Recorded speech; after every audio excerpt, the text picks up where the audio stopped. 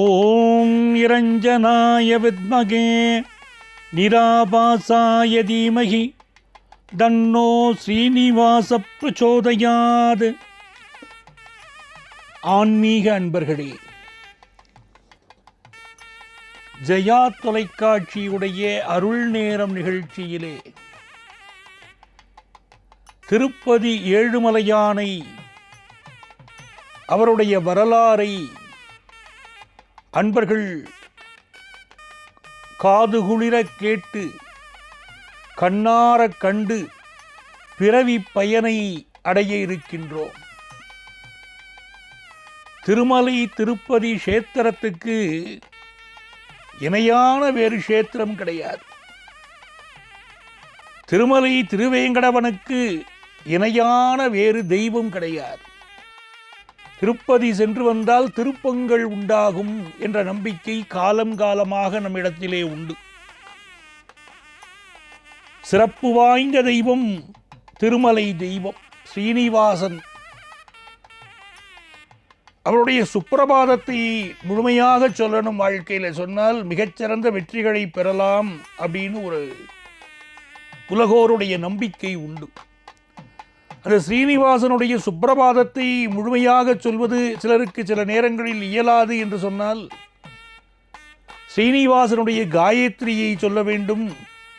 ஓம் நிரஞ்சனாய வித்மகே நிராபாசாய தீமகி தன்னோ ஸ்ரீனிவாச பிரச்சோதயாது என்ற அந்த காயத்ரியை தினமும் 108 முறை சொல்லி வர வேண்டும். சொன்னால் திருப்பதி பெருமாளுடைய அனுக்கிரகத்தை பரிபூர்ணமாக பெறலாம். உண்மைதான். ஏழுமலையானை கண்கண்ட தெய்வமாக ஏற்றுக்கொண்ட அவன் அடியார்களுக்கு இந்த ஏழுமலையானுடைய திருநாமமே உயிர் உந்தும் மந்திரம். அவன் கோயில் கொண்டிருக்கும் திருமலையே அந்த பக்தர்களுடைய உலகம். இந்த திருக்கோயிலுக்கு சாதாரண வார நாட்களிலே திருப்பதிக்கு 50,000த்திற்கு மேற்பட்டோர் வருகிறார்கள். அதுவே விடுமுறை தினம், விசேஷ தினம் என்று சொன்னால் லட்சோப லட்சம் பக்தர்கள் அவருடைய அனுக்கிரகத்திற்காக இங்கே தவம் இருக்கிறார்கள். அப்படி என்றால் திருவேங்கடவனுடைய அருட்கருணையே அதற்கு காரணம். வருடத்தில் 365 நாட்கள். அந்த 365 நாட்களிலே 450 திருவிழாக்களும் உற்சவங்களும் இவருக்கன்றி வேறு எந்த தெய்வத்துக்கும் நடைபெறுவதில்லை. அதனால்தானோ என்னவோ திருப்பதியை பூலோக வைகுண்டம் என்று சிறப்பித்திருக்கிறார்கள். ஓம் ஹ்ராம் ஹ்ரீம் க்ளீம் ஓம் நம ஸ்ரீ வெங்கடேசாய நமஹ. ஆந்திர மாநிலம் சித்தூர் மாவட்டத்திலே அமைந்திருக்கக்கூடிய திருத்தலம் திருப்பதி. இந்த நகரத்தை ஒட்டியுள்ள திருவேங்கட மலையின் மீதுதான் ஏழுமலையான் கோயில் கொண்டிருக்கிறார். சேஷாத்ரி, நீலாத்ரி, கருடாத்ரி, அஞ்சனாத்ரி, விருஷபாத்ரி, நாராயணாத்ரி, வேங்கடாத்ரி ஆகிய 7 மலைகளுக்கும் அவன் அதிபதி. ஆகவே அவனுக்கு ஏழுமலையான் என்ற ஒரு திருநாமம். திருவேங்கடமும் பத்மாவதி தாயார் குடியிருக்கும் திருப்பதியும் 2 நகரங்கள். அப்படி 2 நகரங்களாக விளங்கினாலும் பொதுவிலே திருப்பதி என்ற ஒரு பெயரில்தான் அழைக்கப்படுகிறது. மலைக்கு மேல் உள்ளதை மேல் திருப்பதி என்றும் மற்றதை கீழ் திருப்பதி என்றும் அழைக்கிறார்கள். தமிழிலே மிகவும் போற்றக்கூடிய சிலப்பதிகாரம், மணிமேகலை ஆகிய காப்பியங்கள் இந்த தலத்தை திருவேங்கடம் என்றே அழைக்கின்றன. திருப்பதியை திருப்பதி என பிரித்தால் திரு என்றால் திருமகள், திருப்பதி என்றால் திருமகளின் நாயகன் என்றும் பொருளாகிறதல்லவா. திருமகள் பரிபூர்ணமாக வசிக்கும் திருத்தலம். ஆகவே இது திருப்பதி. அது மட்டுமா, வைஷ்ணவ திவ்ய தேசங்களிலே திரு அரங்கத்துக்கு அடுத்ததான தலம் எது என்றால் அது இந்த தலம்தான். ஆழ்வார்கள் மங்களாசாசனம் செய்திருக்கிறார்களா என்று பார்த்தால், ஆழ்வார்களிலே 10 பேர்கள் பாசுரங்களை பெற்ற க்ஷேத்திரம் இந்த திருப்பதி க்ஷேத்திரம். திருப்பதியுடைய தல வரலாறு எங்கிருந்து துவங்குகிறது என்று பார்த்தால், தேவலோகத்திலே பிருகுமுனிவரிடமிருந்து துவங்குகிறது. ஒரு முறை முனிவர்கள் உலகத்திற்கு சகல நன்மைகளும் பெருக வேண்டும் என்று நினைத்தார்கள். உலகத்திலே துயரங்கள் அதிகமாக இருக்கிறதே, அநீதிகள் அதிகமாக இருக்கிறதே,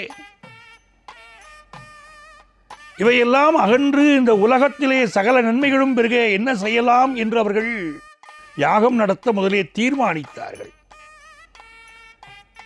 இந்த யாகத்துடைய பலனை ஒருவருக்கு அளிக்கணும், இது முக்கியம் இல்லையா?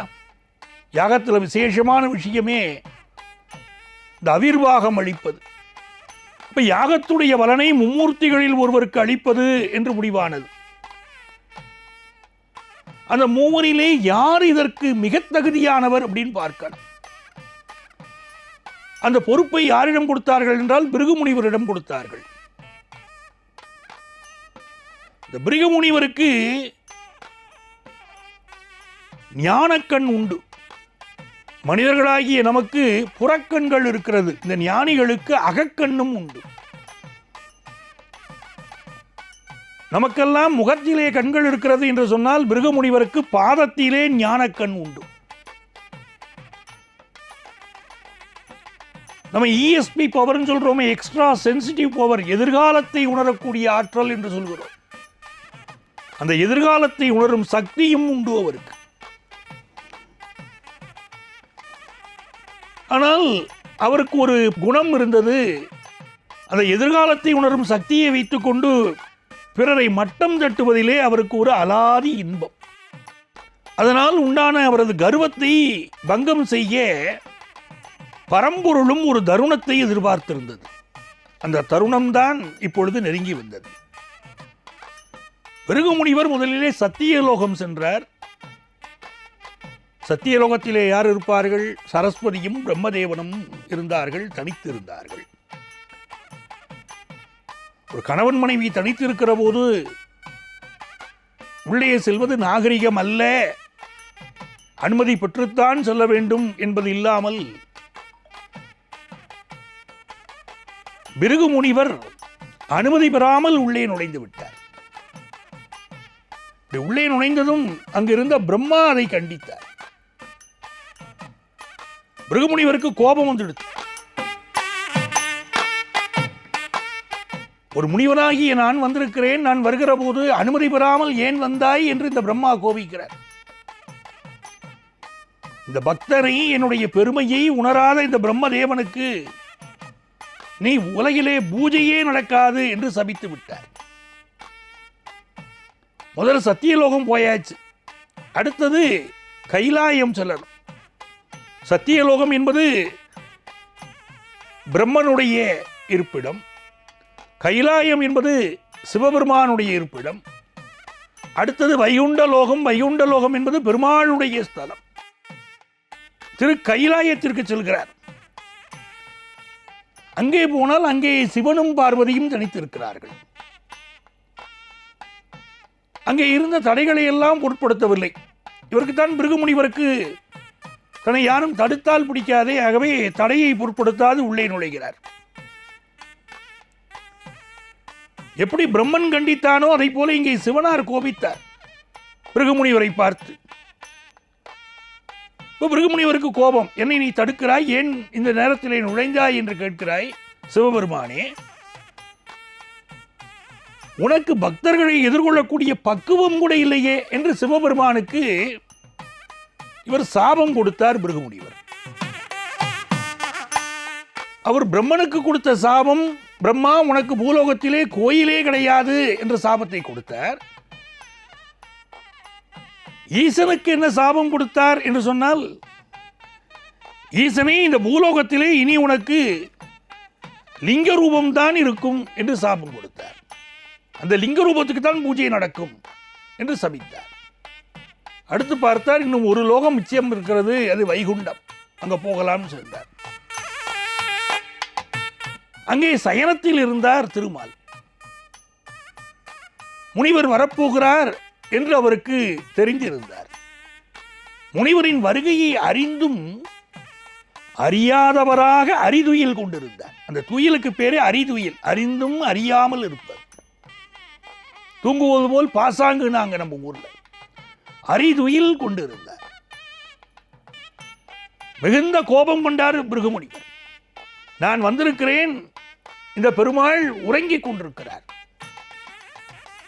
நான் வருகிற போது எப்படி அவர் உறங்கலாம் என்று சொல்லி பெருமாளுடைய மார்பிலே எட்டி உதைத்தார் பிருகுமுனிவர். பெருமாளுக்கு இப்போ கோபம் வரணும். நம்ம மார்பில் ஒருத்தரை எட்டி உதைச்சா நமக்கு கோபம் வரும். ஆனால் பெருமாள் கோபப்படவில்லை. எப்போ ஒருத்தருக்கு கோபம் வராது? நம்முடைய மார்பிலே யார் எட்டி உதைத்தால் நமக்கு கோபம் வராது? ரோட்டில் போற வரவங்கெல்லாம் எட்டி உதைத்தால் பேசாமல் விடுவோமா? ஆனால் அதுவே நம்ம வீட்டிலே சின்னஞ்சிறு குழந்தை ஒன்று சிறுகை நீட்டி அழாவி நம்முடைய கைகளிலே அது தவழக்கூடிய காலத்திலே இது குழந்தையை எடுத்து கொஞ்சுகிற போது, மார்போடு சேர்த்து அணைக்கிற போது, அந்த குழந்தை நம்முடைய நெஞ்சிலே எட்டி உதைக்கிறது. மனமெல்லாம் ஆனந்தமாக நமக்கு இருக்கிறது. அந்த குழந்தையை மீண்டும் நெஞ்சரியிலே கொண்டு போய் அப்பாவுடைய நெஞ்சிலே இன்னும் எட்டி உதை என்று சொல்கிறோம். ஆக உலகத்திலே குழந்தை உதைத்தால் மட்டும்தான் நமக்கு அது ஆனந்தமாக இருக்கிறது. மற்றவர்கள் எட்டி உதைத்தால் கோபம் வருகிறது. இப்பொழுது எம்பெருமானுக்கு இந்த பிருகு முனிவர் தன்னுடைய மார்பிலே எட்டி உதைத்தவுடன் கோபம் வரவில்லை. என்ன காரணம் என்று பார்த்தால், குழந்தையாக பாவித்தார் பிருகு முனிவரை. குழந்தை மார்பில் உதைத்தால் தந்தைக்கு சினம் எழுமா என்ன? அதே நேரம் இந்த குழந்தைக்கு ஒரு துடுக்குத்தனம் இருந்தால் அதை களைவதும் தந்தையின் பொறுப்புதானே. பிருகுவுடைய பாதம் நோகுமோ என்று பிருகுவின் பாதத்தை பிடித்து விடுபவர் போல் பெருமாள் பாவித்தார். இந்த பிருகு முனிவருக்கு பாதத்திலே கண் என்று முதலிலே சொன்னேன். இந்த பாதத்தை பிடித்து விடுவது போல் அதிலிருந்த ஞானக்கண்ணையும் பெருமாள் பிடுங்கி எறிந்து விட்டார். பிருகு முனிவருக்கு ஒரு ஆச்சரியம், பகவான் சாந்தமாக இருக்கிறாரே, நான் அவன் மார்பிலே எட்டி உதைத்தேன், ஆனால் அந்த பெருமாள் சாந்தமாக இருக்கிறாரே. இந்த பெருமாள் தான் நம்முடைய யாக பலனை ஏற்பதற்கு தகுதியானவர் என்று பிருகு முனிவர் முடிவு செய்தார். ஆனால் என்ன விசேஷம் என்று சொன்னால், திருமாலுடைய மார்பு யாருக்கு உரியது என்று சொன்னால் திருமகளுக்கு உரியது. அவள் குடியிருக்கக்கூடிய மார்பு திருமாலுடைய மார்பு. அந்த மார்பை எட்டி உதைத்து விட்டார் இந்த பிருகு முனிவர். திருமார்பை இந்த முனிவர் எட்டி உதைத்து விட்டார். ஆனால் தன்னுடைய ஆசை கணவன் அன்பு நாயகன் இந்த பிருகு முனிவரை கண்டிக்கவில்லையே என்று மகாலட்சுமிக்கு ஒரு வருத்தம். திருமகள் அந்த வருத்தத்திலே, நான் குடியிருக்கக்கூடிய உன்னுடைய மார்பை அந்த பிருகு முனிவர் எட்டி உதைத்தார், நீங்கள் அவருக்கு தண்டனை தரவில்லையே என்ற வருத்தத்திலே திருமகள் பெருமாளை விட்டு பிரிந்தாள். பூலோகத்திலே ஆகாசராஜனுடைய மகளாக அவதரித்தாள். மாலவனால் மலர் மகளை பிரிந்திருக்க முடியுமா? அவளை தேடி பூலோகத்திற்கு வந்தார் பெருமாள். அவரை வகுளாதேவி மகனாக ஏற்றதும், பின்னர் அவர் வேடனாக வந்து பத்மாவதியை சந்தித்ததும், அவளை மணந்து கொள்ள ஆசைப்பட்டதும், வகுளாதேவியின் முயற்சியால் ஆகாசராஜனின் அனுமதி பெற்று பத்மாவதியை பெருமாள் மனம் புரிந்ததும், அதை கல்யாணம் பண்ணிக்கிறதுக்காக குபேரனிடம் கடன்பட்டு அந்த கடனை இன்று வரையில் அவர் செலுத்திக் கொண்டிருக்கும் கதையும் நாம் எல்லோரும் அறிந்த கதைதானே.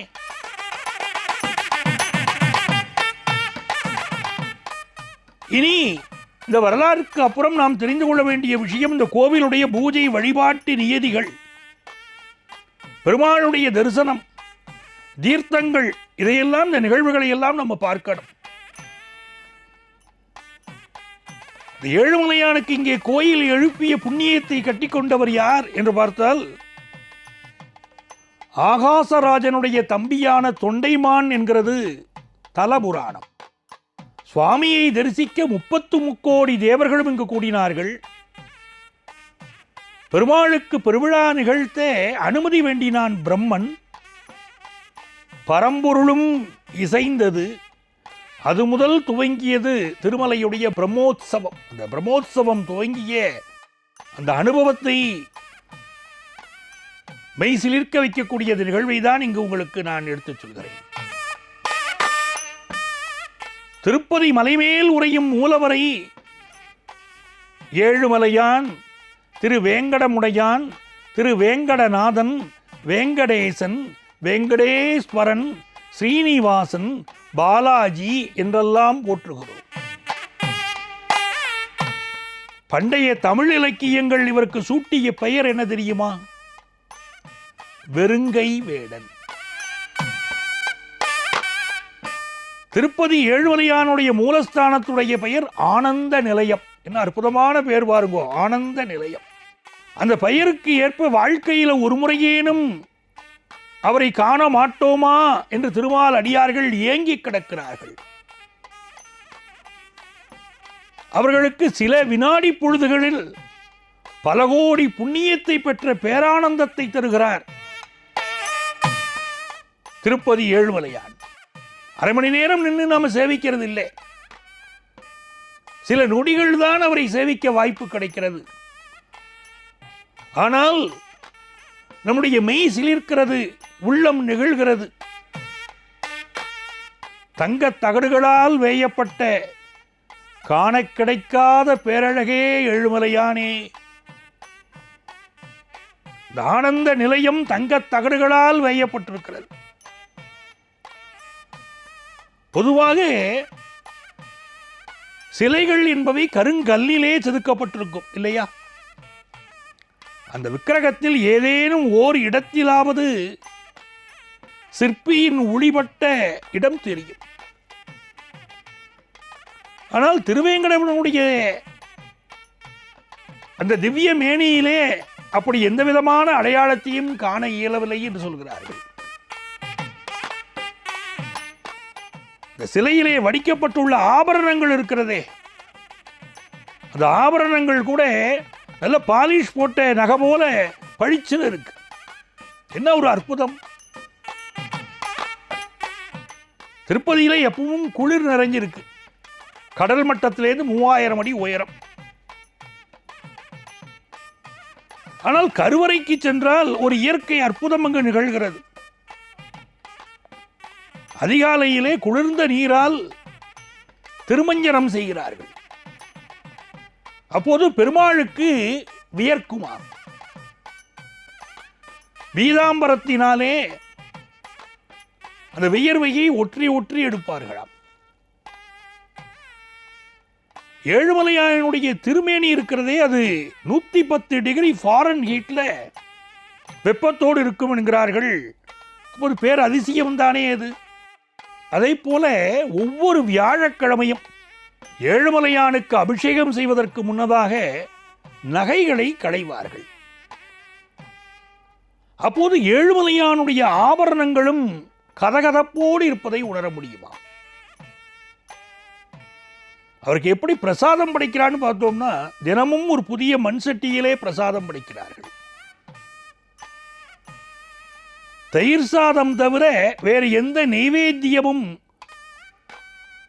கர்ப்ப கிரகத்துக்கு முன்னுள்ள குலசேகரப்படியை தாண்டுவதில்லை. இந்த மண் சட்டியும் தயிர் சாதமும் பிரசாதமாக கிடைப்பதை பக்தர்கள் தங்கள் வாழ்க்கையிலே மிகப்பெரிய பாக்கியமாக கருதுகிறார்கள். இந்த திருப்பதி ஆலயத்திலிருந்து 1 கிலோமீட்டர் தொலைவு போனோம்னா சிலா தோரணம் அப்படின்னு அபூர்வமான பாறைகள் இருக்கின்றன. உலகத்தில் இங்கே மட்டும்தான் இந்த பாறைகள் இருக்கின்றன. 250 கோடி வருஷம் அதோடைய வயசுங்கிறார். ஏழுமலையானுடைய திருமேனியும் இந்த பாறைகளும் ஒரே விதமானவை என்று சொல்கிறார்கள். அப்ப எவ்வளவு கோடி, 250 கோடி ஆண்டுகள் பழமையான ஒரு விக்கிரகம் என்பதை நாம் புரிந்து கொள்ள இயல்கிறது. ஏழுமலையானுடைய மேனியிலே பச்சை கற்பூரம் சாத்துகிறார்கள். பச்சை கற்பூரம்ங்கிறதே ஒரு வகையான ரசாயனம் கலந்தது என்பதை நாம் அறிவோம். சாதாரணமாக கற்களிலே இந்த பச்சை கற்பூரத்தை தடவி வந்தால் காலப்போக்கில் அந்த கல்லில் வெடிப்பு விழும். ஆனால் ஏழுமலையான் கோயிலிலே நடக்கக்கூடிய அதிசயத்தை பாருங்கள். 365 நாளும் பச்சை கற்பூரம் தடவுகிறார்கள். எந்த பாதிப்பும் ஏற்பட்டதில்லை.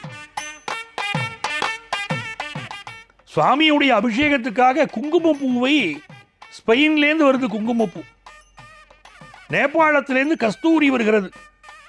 சீனாவிலிருந்து புனுகு, பாரிஸ்லேருந்து வாசனை திரவியங்கள் வரவழைக்கப்படுகின்றன. தங்க தாம்பாழம் ஒன்று எடுத்து அதில் சந்தனத்தோடு வாசனை திரவியங்களை கரைத்து அபிஷேகத்திலே சேர்க்கிறார்கள். அத்தோடு 51 வட்டில், வட்டில்னா சல்லடை போன்ற அபிஷேகத்தட்டு இருக்குமே, அதுக்கு பேர் வட்டில்னு பேரு. க்ஷீராபிஷேகம் முடிஞ்ச உடனே அந்த கஸ்தூரி சாத்தி புடுகு தடவப்படும். காலையில் 4:30 மணிலேருந்து 5:30 மணி வரைக்கும் அபிஷேகம் நடக்கிறது. அந்த அபிஷேக நேரத்தில் எம்பெருமாள் தனது 3வது கண்ணை திறப்பதாக ஐதீகம். கோடி கோடியாய் பணத்தை கொட்டினால்தான் நமக்கு ஏழுமலையானுடைய அனுக்கிரகம் கிடைக்குமா என்று சொன்னால் அப்படி இல்லை. தூய அன்போடு ஒரு துளசி இலையை சமர்ப்பித்தாலும் ஏற்றுக்கொள்வார் எம்பெருமாள். பெருமாளுக்கு உகந்தது துளசி. ஆனால் இந்த பெருமாளுக்கு வில்வத்தாலேயும் அர்ச்சனை உண்டு. வெள்ளிக்கிழமைகளிலும் மார்கழி மாதங்களிலும் வில்வார்ச்சனை செய்யப்படுகிறது.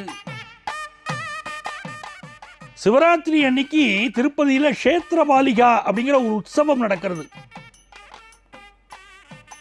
அன்னைக்கு உற்சவ பெருமாளுக்கு வைரத்தில் விபூதி நெற்றிப்பட்டை சாற்றப்படுகிறது. நல்லா பார்த்துக்கணும். நம்ம பெருமாளுக்கு வில்வத்தினால் அர்ச்சனை. அந்த க்ஷேத்திரபாலிகா அன்னைக்கு அந்த உற்சவம் நடக்கிறதே, அப்போ பெருமாளுக்கு விபூதி நெற்றிப்பட்டை அது சாத்தப்பட்டுதான் வீதி உலா நடைபெறுகிறது. இன்னொரு விசேஷம், தமிழ்நாட்டில் ஸ்ரீவில்லிபுத்தூர் கோயிலில் இருந்துதான் இந்த ஆண்டாள் அணிந்த மாலைகள் திருப்பதிக்கு கொண்டு செல்லப்பட்டு ஏழுமலையானுக்கு சாத்தப்படுகிறது. திருப்பதி கஷேத்திரத்தில் விழாக்களுக்கு பஞ்சமே இல்லை. வைகுண்ட ஏகாதசி, ராம நவமி, கிருஷ்ண ஜென்மாஷ்டமி என்று வைணவ பண்டிகைகள் அனைத்தும் மிகச்சிறப்பாக கொண்டாடப்படுகின்றன.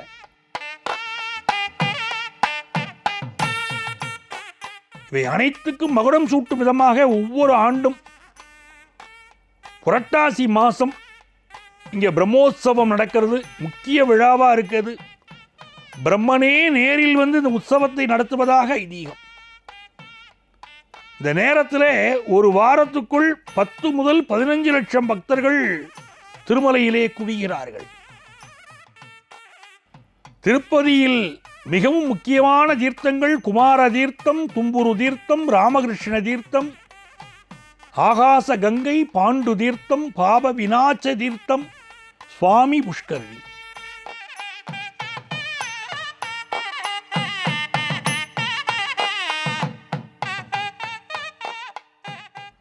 திருப்பதியிலேருந்து 20 கிலோமீட்டர் தொலைவில் ஸ்ரீ நிவாச மங்காபுரம். பழங்காலத்தில் பெருமளவில் பயன்பாட்டில் இருந்து இப்போ திருப்பதி தேவஸ்தானத்தால் சீரமைக்கப்பட்டிருக்கு. பிரதான கோவிலான திருப்பதி மலைக்கோவில் மட்டுமல்லாமல் இங்கு ஸ்ரீ வராக சுவாமி கோவில், ஸ்ரீ வெங்கடேஸ்வர சுவாமி கோவில், ஸ்ரீ பத்மாவதி கோவில், ஸ்ரீ கோவிந்தராஜ கோவில், ஸ்ரீனிவாச மங்காபுரம் ஆகிய ஆலயங்களும் இந்த நகரிலே காணப்படுகின்றன.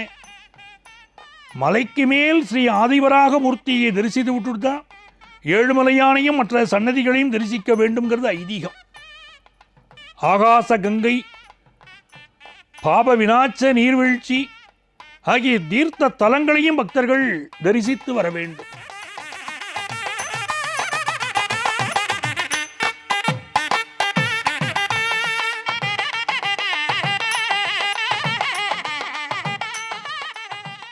ஆன்மீக அம்சங்களை தரிசித்த பின்னாலே பயணிகள் இங்குள்ள ஸ்ரீ வெங்கடேஸ்வரா விலங்கியல் பூங்காவுக்கு விஜயம் செய்யலாம்.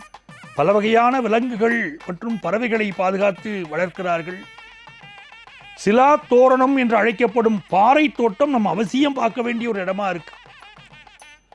திருப்பதி சென்று திரும்பி வந்தால் வாழ்க்கையிலே திருப்பம் ஏற்படும் என்பதுதானே ஆன்மீக உலகிலே நம்முடைய உள்ளங்களில் இருக்கக்கூடிய அசைக்க முடியாத நம்பிக்கை.